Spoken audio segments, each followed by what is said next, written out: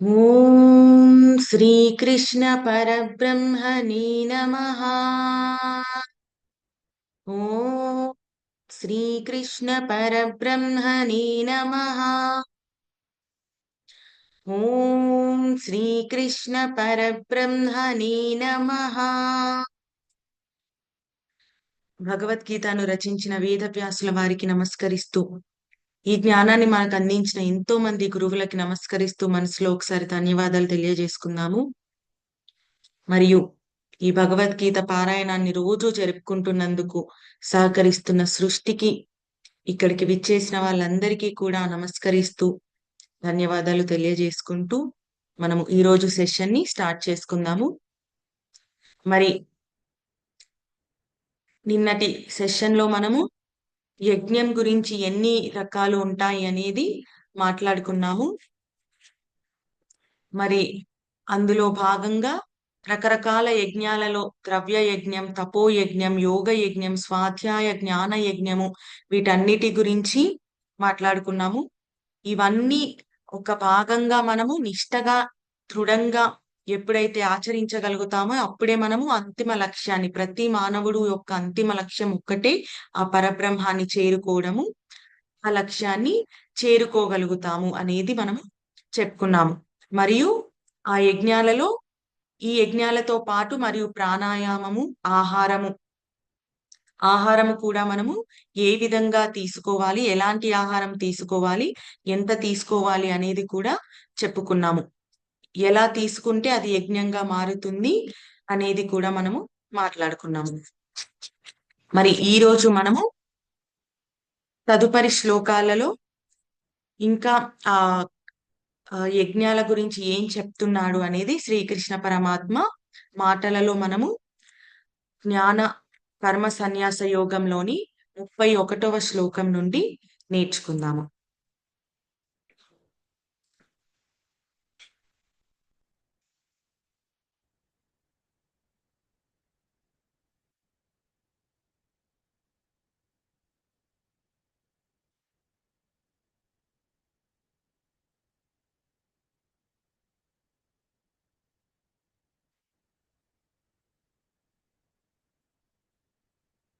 జ్ఞానయోగంలోని 31వ శ్లోకం. యజ్ఞశిష్టామృత భుజో యాంతి బ్రహ్మ సనాతనం నాయం లోకోస్త్యయజ్ఞస్య కుతోన్య కురు సత్తమా. యజ్ఞశిష్టామృత భుజో యాంతి బ్రహ్మ సనాతనం నాయం లోకోస్త్యయజ్ఞస్య కుతోన్య కురు సత్తమః. యజ్ఞశిష్టామృత భుజో యాంతి బ్రహ్మ సనాతనం నాయం లోకోస్త్యయజ్ఞస్య కుతోన్య కురు సత్తమా. కురు సత్తమా అంటే ఇక్కడ కురు శ్రేష్ఠుడైన ఓ అర్జున. కురువులలో, కురువు అంటే ఇక్కడ ఏంటి అని అంటే కురు వంశము. అర్జునుడు అనేవాడు కురు వంశానికి సంబంధించిన వాడు కాబట్టి ఆ కురు వంశంలోని అత్యంత శ్రేష్ఠుడైన, గొప్పవాడైన ఓ అర్జున. కురు సత్తమ అంటే కురు వంశంలో శ్రేష్ఠుడైన ఓ అర్జున. యజ్ఞ శిష్టామృత భుజ. మనం యజ్ఞము చెయ్యడం ద్వారా అందులో ఏదైతే మనము ప్రసాదాన్ని పొందుతామో అది అమృత తుల్యము. దానిని అనుభవించిన యోగులు సనాతనం బ్రహ్మ, సనాతునైన ఆ పరబ్రహ్మాన్ని యాంతి పొందగలుగుతారు. అయజ్ఞస్య అయం లోకః. యజ్ఞము చెయ్యని వారు ఎవరైతే ఉంటారో వారు లోకః నా అస్తి, ఈ లోకంలో సుఖాన్ని ఎప్పటికీ పొందలేరు. అన్యకుతః, మరి ఇంకో లోకంలో ఎలా పొందగలుగుతారు? ఈ లోకంలోనే పొందలేరు, మరి ఇంకో లోకంలో ఆ సుఖాన్ని ఎలా పొందగలుగుతారు? ఈ శ్లోకం యొక్క భావము, ఓ కురు శ్రేష్ఠుడైన అర్జున, యజ్ఞ పూజితమైన, యజ్ఞంలో సంభవించిన ప్రసాదాన్ని అమృతంగా ఎవరైతే అనుభవించగలుగుతారో, వారు ఆ సనాతమైన ఎప్పటి నుండో ఉన్న పరబ్రహ్మాన్ని చేరుకోగలుగుతారు. అలా కాకుండా అయజ్ఞస్య ఎవరైతే యజ్ఞాన్ని చెయ్యకుండా ఉంటారో వారు ఈ లోకంలోనే సుఖం పొందలేరు. మరి అన్యకుతః ఇంకో లోకంలో ఎలా వారు సుఖాన్ని పొందగలుగుతారు అనేది ఈ శ్లోకం యొక్క భావము. మరి యజ్ఞము అంటే ఆ యజ్ఞము ఎలా మనము అసలు కర్మ అనేది యజ్ఞంగా ఎప్పుడు అది మారుతుంది అంటే రకరకాల సాధనలు అనేవి మనము నేర్చుకున్నాం. ద్రవ్య సాధనము, తపస్సు సాధనము, ఇంద్రియ నిగ్రహము, మనో నిగ్రహం ఇలా చాలా మనము మాట్లాడుకున్నాము. ఎప్పుడైతే మనం చేసే కర్మ ఇవన్నీ పాటిస్తూ మనము చేయగలుగుతామో అప్పుడు అది యజ్ఞంగా మారుతుంది. యజ్ఞాలను ఆచరించిన ద్వారా వచ్చిన ప్రసాదం ఏదైతే ఉందో అది తీసుకున్న వారు శాశ్వతం అయిన ఆ పరబ్రహ్మాన్ని పొందగలుగుతారు. అలా కాకుండా ఎప్పుడైతే ఈ నియమాలను నిష్టలను మనము పాటించకుండా మనము పని చేసుకుంటూ వెళ్ళిపోతాము అది ఎప్పుడు కర్మ అనేది కర్మగానే మిగిలిపోతుంది తప్ప అది యజ్ఞంగా మారదు. కర్మ కేవలం కర్మగానే చేసినప్పుడు ఈ లోకంలోనే మనము సుఖాన్ని పొందలేము. మరి వేరే లోకంలో అనేది ఇంకా మాట్లాడాల్సిన అవసరం కూడా లేదు. వేరే లోకంలో ఎలా పొందగలుగుతారు అనేది శ్రీకృష్ణ పరమాత్మ అర్జునుడికి తెలియజేస్తున్నారు. మరి ఈ శ్లోకం ద్వారా మనం ఏం నేర్చుకోవాలి అంటే మనం చేసే ప్రతి పనిలోనూ కూడా ఆ దైవాన్ని చూడగలిగినప్పుడు ఆ దైవత్వ భావనతో ఆ డివైన్ భావనతో మనము కర్మను చేసినప్పుడు మనము ఆ అంతిమ లక్ష్యమైన పరబ్రహ్మాన్ని చేరుకోగలుగుతాం. అలా కాకుండా కర్మ యజ్ఞంగా మారనప్పుడు ఈ లోకంలో ఎప్పటికీ కూడా మనం ఎన్ని కర్మలు చేసినా కూడా మనము అంతిమ లక్ష్యాన్ని చేరుకోలేము. ఆ అంతిమ లక్ష్యం ఏంటి? పరబ్రహ్మాన్ని చేరుకోగలగడం, ఆ పరమాత్మని చేరుకోగలగడం. ఆ అంతిమ లక్ష్యాన్ని చేరుకోవాలి అనంటే మనము ఈ సాధన ద్వారా దృఢమైన నిశ్చయం ద్వారా నియమాల ద్వారా మనము చేసే ప్రతి పనిలోనూ దైవ భావన ద్వారా చేసి అది యజ్ఞంగా మారినప్పుడే మనము ఆ అంతిమ లక్ష్యాన్ని చేరుకోగలుగుతాము. ఇది 31వ శ్లోకము. నెక్స్ట్ జ్ఞాన యోగంలోని 32వ శ్లోకము.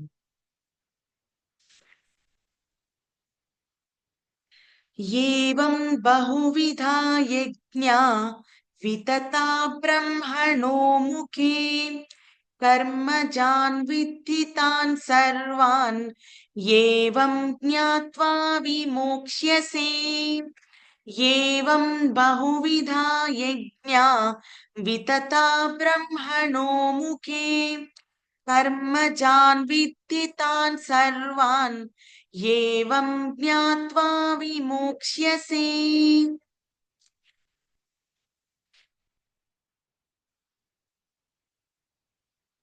ఏవం బహువిధా యజ్ఞ,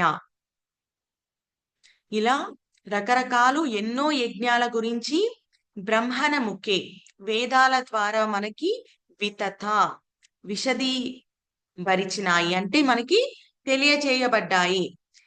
ఈ రకంగా ఎన్నో యజ్ఞాల గురించి మనకి వేదాలలో తెలియజేయబడ్డాయి. ఏవం బహువిధా యజ్ఞ వితతా బ్రహ్మణో ముఖే, వేదముఖం అంటే వేదాల నుండే మనకి ఈ యజ్ఞాలు అనేవి ఉద్భవించాయి.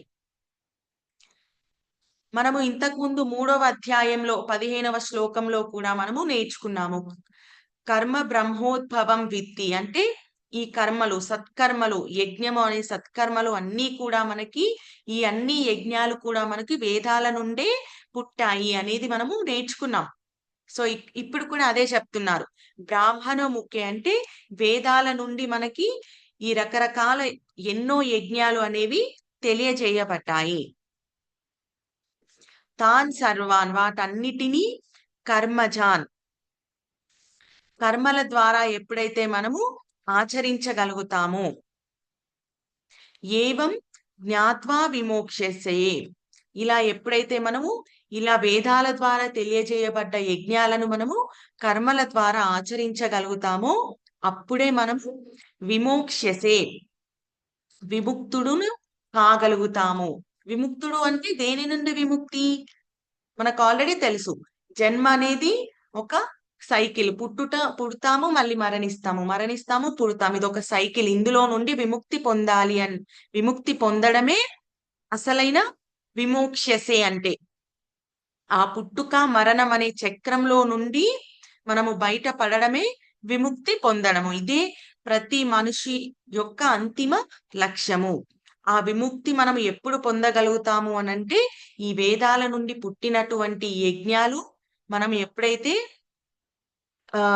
ఇవి అర్థం చేసుకొని మన ప్రతి కర్మలలోనూ ఈ యజ్ఞం ఎప్పుడైతే, ప్రతి కర్మ ఎప్పుడైతే యజ్ఞంగా మారుతుందో అప్పుడే మనము విముక్తిని పొందగలుగుతాము అనేది ఈ శ్లోకం యొక్క భావము.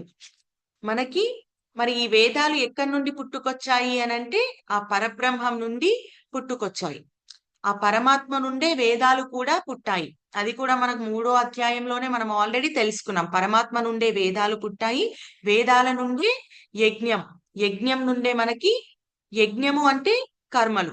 కర్మకి యజ్ఞంకి తేడా ఏంటి? మనం ఎప్పుడైతే ఈ నియమ నిష్టలతో ఇవన్నీ ఆచరిస్తామో అప్పుడు కర్మ యజ్ఞంగా మారుతుంది. సో ఈ వేదాల నుండే మనకి యజ్ఞాలు అనేవి కూడా, యజ్ఞాలు సత్కర్మలు అనేవి కూడా మనకి పుట్టుకొచ్చాయి. సో మనకి పరమాత్మను చేరుకోగలగడానికి మార్గము కర్మల ద్వారానే మనకి సాధ్యమవుతుంది. కాబట్టి శ్రీకృష్ణ పరమాత్మ మనకి కర్మయోగంలో ఆల్రెడీ చెప్పారు, నిత్యం కర్మిష్టి అయి ఉండాలి, నిత్యం కర్మలను చేస్తూనే ఉండాలి తప్ప ఎప్పుడు కర్మను చెయ్యడం ఆపకూడదు అనేది చెప్పారు. 47వ శ్లోకంలో కూడా మనకి ఆల్రెడీ తెలియజేశారు. మనకందరికీ ఎంతో ఇష్టమైన, ఎంతో అందరికీ ఈజీగా తెలిసిన శ్లోకం భగవద్గీత అంటే గుర్తొచ్చే శ్లోకం కర్మణ్యేవాధికారస్తే మా ఫలేషు కదాచన. శ్లోకంలో మనకి ఆల్రెడీ తెలియజేశారు, మనం కర్మలను చేస్తూ ఉండాలి తప్ప వాటి ఫలితం గురించి ఎప్పుడు ఆలోచించకూడదు. అలాగని మళ్ళీ కర్మలు చేయడం మానకూడదు అని కూడా మనకి తెలియజేశారు. సో కర్మల ద్వారానే మనకి పరమాత్మను చేరుకోగలుగుతాము. కర్మలు ఆ పనుల నుండే, ఆ వే నుండే మనకి, ఆ మార్గం నుండే మనము పరమాత్మను చేరుకోగలుగుతాము. ఎందుకు అంటే మనకి ఈ సత్కర్మలు ద్వారానే యజ్ఞము ద్వారానే వేదాల ద్వారానే పరమాత్మ. ఇదొక మార్గం కాబట్టి మనం ఎప్పుడూ కూడా కర్మలను చేయకుండా ఉండకూడదు. సో మరి ఈ కర్మలు సత్కర్మలుగా ఎప్పుడు మారుతాయి అంటే మనము ఇప్పటివరకు చెప్పిన యజ్ఞాలు అన్ని ఆచరించగలిగినప్పుడు, మన మనస్సును, ఇంద్రియాలను నిగ్రహించగలిగినప్పుడు. మరి ఇది ఎలా సాధ్యపడుతుంది అంటే మనం ఇప్పటివరకు చెప్తున్నాము, మాట్లాడుతున్నాము, వింటున్నాము, కానీ ఇది కేవలము మాట్లాడటం ద్వారా, వినడం ద్వారా సాధ్యం కాదు. ఆధ్యాత్మిక విద్య అనేది ఎప్పుడూ కూడా ఒక ప్రాక్టికల్ సైన్స్. ఎవరికి వారు ప్రాక్టీస్ చేసి అది అనుభూతి చెందితేనే, అనుభవంలోకి వస్తేనే అది సాధ్యపడుతుంది. ఇది ఒక అనుభవ శాస్త్రము. అంటే ఎవరికి వారు సాధన ద్వారా సాధించవలసిన శాస్త్రము, కానీ కేవలం మాటల ద్వారా, మాటలకు మితమైన శాస్త్రము కాదు. ఇది వాచా విద్య కాదు, అనుభవ శాస్త్ర విద్య. కాబట్టి ఎవరికి వారు అనుకోవాలి, నేను ఇది సాధన చేయాలి, నేను ఇది సాధించాలి, నేను ఇది ప్రాక్టీస్ చెయ్యాలి. మనసును నిగ్రహించడం ప్రాక్టీస్ చెయ్యాలి, ఇంద్రియాలను నిగ్రహించడం ప్రాక్టీస్ చెయ్యాలి. అప్పుడే మనకి అనుభవపూర్వకంగా మనము దానిని సాధించగలుగుతాము. కాబట్టి ఎవరికి వారు ఇంద్రియాలను, మనస్సును సొంతంగా ప్రయత్నపూర్వకంగా వాటిని సాధించగలగాలి. అప్పుడే మనం చేసే ప్రతి కర్మ యజ్ఞంగా మారుతుంది. కర్మ యజ్ఞంగా అకస్మాత్తుగా మారిపోదు, అది ఒక ప్రాసెస్. ఆ ప్రాసెస్ ని మనము మెల్లిమెల్లిగా ప్రాక్టీస్ చేయడం ద్వారా మనము సాధించగలుగుతాము. ప్రయత్నపూర్వకంగానే మనము ఇది చేయగా చేయగా కర్మ అనేది యజ్ఞంగా సిద్ధించుకోగలుగుతాము. మరి ఆ యజ్ఞాలు మనకేంటి అనేవి ఆల్రెడీ ఇంతకుముందు శ్లోకాలలో మనము నేర్చుకున్నాము. మనం ఇప్పటి వరకి 12 యజ్ఞాలు నేర్చుకున్నాం. ఆ 12 యజ్ఞాల ద్వారా మనము మనస్సుని శుద్ధి పరుచుకోగలము. మరి ఆ 12 యజ్ఞాలు ఏంటి? మనకు ఆ 12 యజ్ఞాలలో మనము ముందుగా దైవ యజ్ఞము అంటే పూజలు, ప్రార్థనలు అనే యజ్ఞము. దేవుడిని పూజించడము, ప్రార్థించడము అనే యజ్ఞము. బ్రహ్మయజ్ఞము. రెండవది బ్రహ్మయజ్ఞము. బ్రహ్మయజ్ఞము అంటే సర్వం బ్రహ్మమయం. మనల్ని మనము కంప్లీట్ గా సరెండర్ అయ్యి ప్రతి పనిలోను, మనలోను, మన చుట్టూ ఉండే ప్రతి వస్తువు, వ్యక్తి, ప్రతి దానిలోనూ ఆ బ్రహ్మతత్వాన్ని చూడగలిగే యజ్ఞము. నెక్స్ట్ మూడవది ఇంద్రియ నిగ్రహము. ఇంద్రియ నిగ్రహ యజ్ఞము. ఇంద్రియాలను నిగ్రహించడం. నాలుగవది ఇంద్రియ విషయాలు. మనము ఆ ఇంద్రియాలు వేటి మీదకైతే పరిగెడుతున్నాయో ఆ విషయాల పట్ల కూడా నిగ్రహణతో ఉండడం. ఐదవది మనోనిగ్రహము. మనస్సును నిగ్రహించడం. ఆరవది ద్రవ్య యజ్ఞము. ద్రవ్య యజ్ఞము అంటే దాన ధర్మాల ద్వారా చేసే యజ్ఞము. ఏడవది తపోయజ్ఞము. తపోయజ్ఞము అంటే ధ్యానము ద్వారా, తపస్సు ద్వారా చేయగలిగే యజ్ఞము. ఎనిమిదవది యోగ యజ్ఞము. యోగ యజ్ఞము అష్టాంగ మార్గ యోగము ద్వారా యజ్ఞము చేయడము. తొమ్మిదవది స్వాధ్యాయ యజ్ఞము. వేదాలు, శాస్త్రాలు పఠనము, అధ్యయనము చేసే యజ్ఞము. పదవది జ్ఞాన యజ్ఞము. వీటిని తెలుసుకోవడం ద్వారా ఈ అధ్యయనము, పఠనము, వేదాలను చెయ్యడం ద్వారా అందులో సంభవించిన దానిని ఆచరించగలిగినప్పుడు అది జ్ఞానంగా మారుతుంది. అది జ్ఞాన యజ్ఞము. మరి 11వది ప్రాణాయామము. మనము చేసే శ్వాసను గమనించడము. పూరకము, రేచకము, కుంభకము అని మాట్లాడుకున్నాం కదా నిన్న. అది ప్రాణాయామ యజ్ఞము. మరి 12వది ఆహార యజ్ఞము.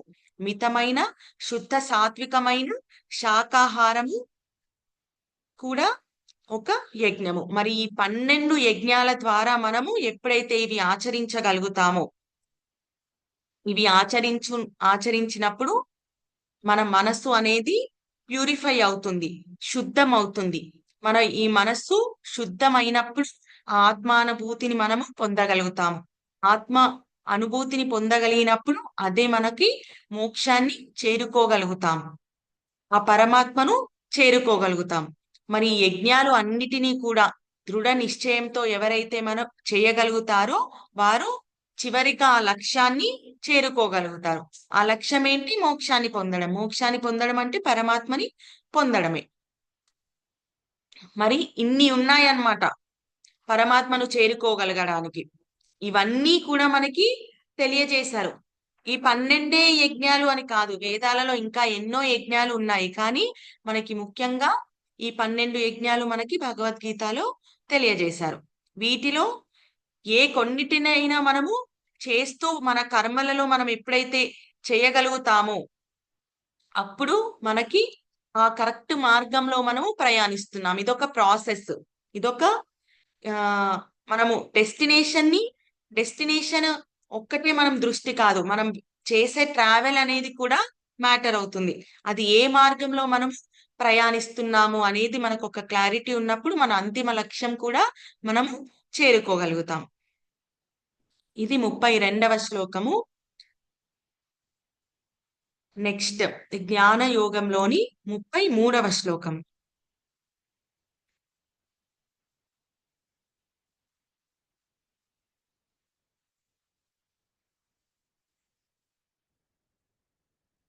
శ్రేయాన్ ద్రవ్యమయాద్యజ్ఞాత్ జ్ఞానయజ్ఞ పరంతపా సర్వం కర్మాఖిలం పార్థ జ్ఞానే పరిసమాప్యతే. శ్రేయాన్ ద్రవ్యమయాద్యజ్ఞాత్ జ్ఞానయజ్ఞ పరంతపా సర్వం కర్మాఖిలం పార్థ జ్ఞానే పరిసమాప్యతే. పరంతప పార్థ ఓ పరంతప ఓ అర్జున.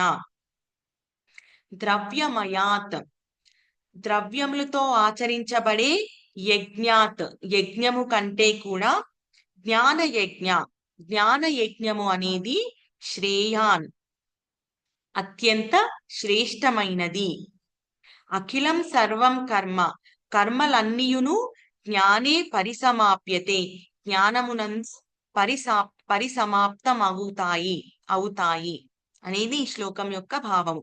మరి ఇన్ని రకాల యజ్ఞాలలో ద్రవ్యమయాత్ ద్రవ్యములతో ఆచరింపబడే యజ్ఞము అంటే దాన ధర్మాల ద్వారా ఆచరించబడే యజ్ఞము అంటే దానం చేయడము, ధర్మం చేయడము, కొన్ని మంచి విషయాలకు తన తన సహాయం చేయగలగడం. ఎవరికి అయితే ఆ ప్రాప్తి ఉందో వారికి ఆ సహాయాన్ని అందించగలగడం, తనకున్న ధనం ద్వారా కావచ్చు లేదా తనకు చేతనైన అంత సహాయము చేయగలగడం. ఇదేంటంటే ద్రవ్యమయాత్ అంటే తనకున్న దానిలో సహాయం చేయగలగడం. తనకున్న ధనంలో కానీ తను పాటించే ధర్మంలో కానీ ఎంత సహాయం చేయగలుగుతారో ఆ సహాయము యజ్ఞంగా చేయడం కంటే కూడా జ్ఞాన యజ్ఞం అనేది ఇంకా అత్యంత శ్రేష్టమైనది అనేది ఇక్కడ చెప్తున్నారనమాట. జ్ఞాన యజ్ఞము అంటే ఏంటి? జ్ఞానాన్ని తెలుసుకోగలగడం. అది తెలుసుకోవడం అంటే కేవలము చదవడం ద్వారా, వినడం ద్వారా కాదు. అది అనుభవపూర్వకంగా దానిని ఆచరించగలగడం. అది అప్పుడు జ్ఞాన యజ్ఞంగా మారుతుంది. ఎందుకంటే జ్ఞానమే అన్ని కర్మల యొక్క పరాకాష్ఠ. మిగిలిన యజ్ఞాలు అన్నీ కూడా ఈ జ్ఞానాన్ని పొందడానికే హెల్ప్ చేస్తాయి, కానీ అవి అంతిమ లక్ష్యము కాదు. మరి మిగతావన్నీ కూడా ఎందుకు చేయడము అని అనుకోకూడదు. మిగతా యజ్ఞాలు అన్నీ కూడా మనము ఈ జ్ఞానాన్ని చేరుకోవడానికి మనకవి సాధకలు అన్నమాట. అవి మీన్స్ అక్కడ నుండి మనకి వాటి ద్వారా మనము అల్టిమేట్ జ్ఞానాన్ని తెలుసుకోగలుగుతాం అనుభవపూర్వకంగా. కాబట్టి ప్రతిదీ కూడా మనము ఆచరించగలగాలి. జ్ఞానం అనేది అంతిమది. అది అంత ఈజీగా వచ్చేది కాదు. ఇవన్నిటినీ చేస్తూ ఉండడం ద్వారా మనకి ఎన్నో నేర్చుకుంటాం. అనుభవపూర్వకంగా మనకి కొన్ని అనుభూతులు మనకి లభిస్తాయి అన్నమాట. సో వాటన్నిటిని కూడా సరిగ్గా ఎవరైతే ఆచరించగలుగుతారో అల్టిమేట్ గా జ్ఞానాన్ని అనుభవపూర్వకంగా నేర్చుకోగలుగుతారు, తెలుసుకోగలుగుతారు. సో మరి అన్ని యజ్ఞాలు ఇది అంతిమ. ఇక్కడ ద్రవ్యమయాత్ యజ్ఞాత్ అంటే ద్రవ్య యజ్ఞం కంటే కూడా జ్ఞానం యజ్ఞం అనేది అత్యంత శ్రేష్టమైనది, అల్టిమేట్ అనేది ఇక్కడ శ్రీకృష్ణ పరమాత్మ తెలియజేస్తున్నారు. మరి అల్టిమేట్ అన్నప్పుడు మరి మిగిలినవి చేయకుండా ఉండొచ్చు కదా అనేది కాదు. అవన్నీ చేయడం ద్వారానే మనము దీనిని చేరుకోగలుగుతాము. కాకపోతే ఇది అత్యంత శ్రేష్టమైనది అనేది ఇక్కడ తెలియజేస్తున్నారు. సర్వం కర్మాఖిలం పార్థ అన్ని కర్మలు కూడా అందులోనే లయము చెందుతాయి. నది ఏ విధంగా అయితే సముద్రంలో కలిసిపోయినట్టుగానే అందులో అంతర్భూతమైనట్టుగానే జ్ఞానంలో కూడా సమస్త కర్మలు కూడా మరియు వాటి ఫలితాలు కూడా అందులో అంతర్భూతమైపోతాయి. అందుకే కదా మనకి ఇంతకు ముందు శ్లోకాలలో తెలియజేశారు, జ్ఞానం ద్వారానే కర్మలన్నీ దగ్ధమవుతాయి. జ్ఞానాగ్ని దగ్ధ కర్మాణం అంటే ఈ జ్ఞానంలోనే మనకి కర్మలన్నీ కూడా దగ్ధమైపోతాయి. అంటే ఏ కర్మ చేసినా వాటి ఫలితాలు అన్నీ కూడా ఇందులో విలీనమైపోతాయి, జ్ఞానంలో విలీనమైపోతాయి. పరిసమాప్యతే. సో మనము ఏ మార్గము ఏ సంప్రదాయము ద్వారా అయినా కూడా చివరిది ఏంటి అనంటే అందులో ఏ మార్గం గుండా వెళ్ళినా ఏ సంప్రదాయాల గుండా వెళ్ళినా కూడా చివరిగా ఏంటంటే అందులో నుండి మనము జ్ఞానాన్ని పొందడమే అంతిమ మనము నేర్చుకోవలసింది అన్నమాట. అంతిమంగా మనము జ్ఞానాన్ని పొందినప్పుడే మోక్షాన్ని పొందగలుగుతాము. సో ఇక్కడ మనము జ్ఞానము కర్మ సాధన వల్లనే మనకి ఆ జ్ఞానం అనేది లభిస్తుంది.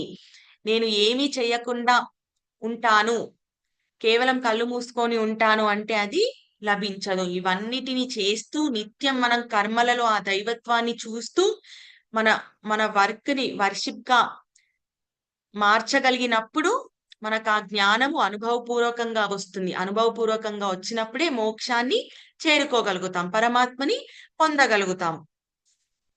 ఈ పరమార్థ కర్మలు ఇవన్నీ కూడా కాబట్టి సత్కర్మలు. అందులో ఈ కర్మలను సత్కర్మగా మార్చడం అనేది ఒక ప్రాసెస్. వీటన్నిటిని చెయ్యగానే మనము జ్ఞానాన్ని అనుభవపూర్వకంగా తెలుసుకున్నప్పుడే మనస్సు శుద్ధి అవుతుంది. మరి అంతిమ స్థితి అయిన ఆ జ్ఞానము లభించి పరమాత్మను చేరుకోగలుగుతాము. సో ఇది 33 శ్లోకం యొక్క భావము. సో అన్ని కర్మలలో అత్యంత శ్రేష్టమైనది జ్ఞాన కర్మ, జ్ఞాన యజ్ఞమే. అది చేరుకోవడానికి మనం నిత్యం కర్మలను చేస్తున్నాము అని కాకుండా దాని వెనకాల ఉన్న ఇంటెన్షన్ అనేది కూడా చాలా ఇంపార్టెంట్. ఇప్పుడు ఇంతసేపు మాట్లాడుకున్నది ఇంటెన్షన్ ఎలా ఉండాలనే కదా. మన మనస్సు, మన ఇంటెన్షన్ అంటే మన లోపల మన మనస్సు ఎలా ఉంది, ఇంద్రియాలు ఎలా ఉన్నాయి, మనం ఏ భావనతో మన పని చేస్తున్నాము అనేది మ్యాటర్ అవుతుంది.